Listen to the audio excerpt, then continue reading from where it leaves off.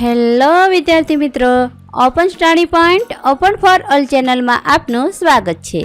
આજે આપણે શીખીશું ધોરણ 8 વિષય હિન્દીની સ્વાધ્યાય પોથીનો પાઠ પહેલો તેરી હે જમી ના સ્વાધ્યાયના પ્રશ્નોના જવાબની સમજ મેળવશું. વિદ્યાર્થી મિત્રો, આ વિડીયોનો હેતુ કેવળ વિદ્યાર્થીઓ પ્રશ્નોના જવાબ સરળતાથી સમજીને લખી શકે તે માટેનો છે.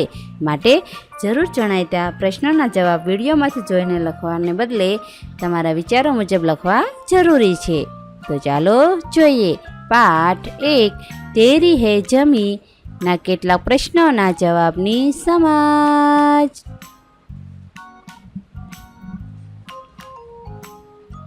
प्रश्न क्रम 1, सही विकल्प के सामने खाने में सही का निशान कीजिए. सौ प्रथम विकल्पों की समझ मेळवशु. 1. जिस्म शब्द का अर्थ क्या होता है? भेंट, काम, उपहार या शरीर? साचो जवाब शरीर. सवाल 2, आफत शब्द का विलोम शब्द कौन सा है? मुश्किल, संकट, तूफान के अवसर? साचो जवाब अवसर. 3. अलग शब्द पहचानिए. संकट, मुसीबत, जिस्म અને આફત, આમાં અલગ શબ્દ કયો છે? जिस्म. सवाल 4, इस कविता में वो सबसे बड़े ताकत वाले शब्द किसके लिए प्रयोग हुआ है? भगवान, गुरु, माता, पिता? जवाब आवशे भगवान.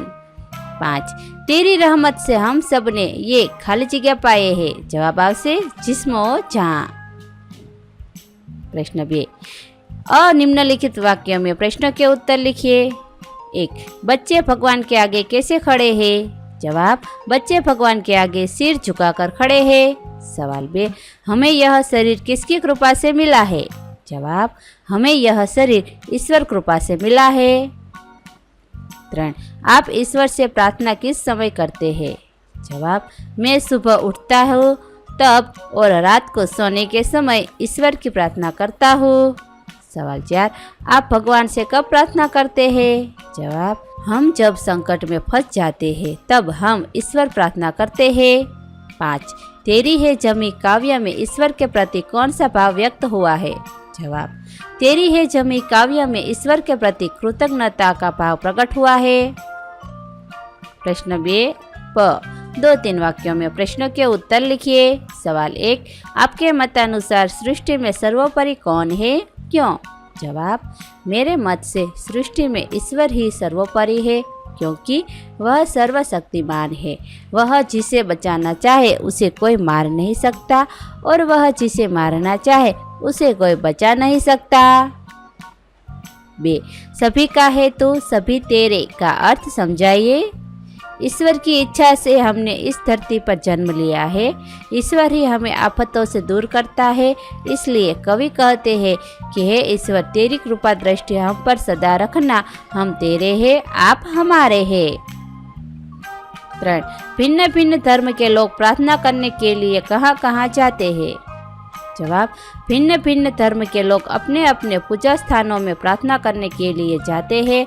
हिंदू मंदिर में, मुसलमान मस्जिद में, ईसाई चर्च में, सिख गुरुद्वारा में और पारसी अग्यारी में प्रार्थना करने के लिए जाते हैं. 4, तू अपनी नज़र हम पर रखना ऐसा कवि क्यों कहते हैं? जवाब ईश्वर की इच्छा से ही दुनिया में हमारा जन्म हुआ है. उसी की कृपा से हमें यह शरीर और ये प्राण मिले हैं. हमारा जीवन उसी के भरोसे है क्योंकि वही हमारा रखवाला है. इसलिए कवि ईश्वर से हम पर अपनी नज़र एटले के कृपा दृष्टि रखने के लिए कहते हैं. 5, आप भगवान से क्या क्या मांगते हैं? जवाब हम भगवान से यह प्रार्थना करते हैं कि वे लोगों पर अपनी कृपा दृष्टि बनाए रखे. लोग किस हालत में है इसकी वे हमेशा खबर लेते रहे. प्रश्न 3, अपना मनपसंद चित्र चिपका कर उसके आधार पर अपने शब्दों में कविता लिखिए. विद्यार्थी मित्रों, અહીં તમારે તમારું મનપસંદ ચિત્ર લગાડવાનું છે. ત્યારબાદ તેના આધારે તમારા શબ્દોમાં કવિતા લખવાની છે. હું અહીંયા મારું મનપસંદ ચિત્ર મેરી માં લગાવું છું અને તેના પર એક કાવ્ય લખું છું. माँ पर कविता. घुटनों से रेंगते रेंगते कब पैरों पर खड़ा हुआ, तेरी ममता की छाँव में जाने कब बड़ा हुआ. काला टिक्का दूध मलाई, आज भी सब कुछ वैसा है, मैं ही मैं हूँ हर जगह, माँ प्यार ये तेरा कैसा है, सीधा साधा भोला भाला, मैं ही सबसे अच्छा हूँ, कितना भी हो जाऊँ बड़ा, माँ मैं आज भी तेरा बच्चा हूँ। प्रश्न 4, अपूर्ण काव्य को अपने मतानुसार पूर्ण कीजिए। અહીં કાવ્ય આપેલું છે, સદા સત્વ પથ પર ચલે હમ, દિન દુખિयों की सेवा करे हम। अपूर्ण काव्य ने पूर्ण लखिए। अभी रात तो शुरू हुई है, मंजिल बैठी दूर है, उजियाला महलों में बंदी, हर दीपक मजबूर है, कश्ती या सबकी किनारे पे पहुंच जाती है, ना खुदा जिनका नहीं उनका खुदा होता है। प्रश्न 5, रेखांकित शब्दों का वचन बदलकर वाक्य फिर से लिखिए। અહીં વાક્યમાં રેખાંકિત કરેલા શબ્દનું વચન બદલીને વાક્ય ફરીથી લખવાનું છે। પહેલું છે, दृश्य देखने के लिए घर का दरवाजा खुल गया। दृश्य देखने के लिए घर के दरवाजे खुल गए, दरवाजाમાંથી दरवाजे લખવાનું છે। 2, जंगल में हाथी ने उत्पात मचाया। जंगल में हाथियों ने उत्पात मचाया। 3, मैं तेरे आगे शीश झुकाता हूँ, हम तेरे आगे शीश झुकाते हैं। 4, पेड़ पर बैठे पक्षी ने आकाश में उड़ान भरी। पेड़ों पर बैठे पक्षियों ने आकाश में उड़ान भरी। 5, यह मेरी किताब है, ये मेरी किताबें हैं।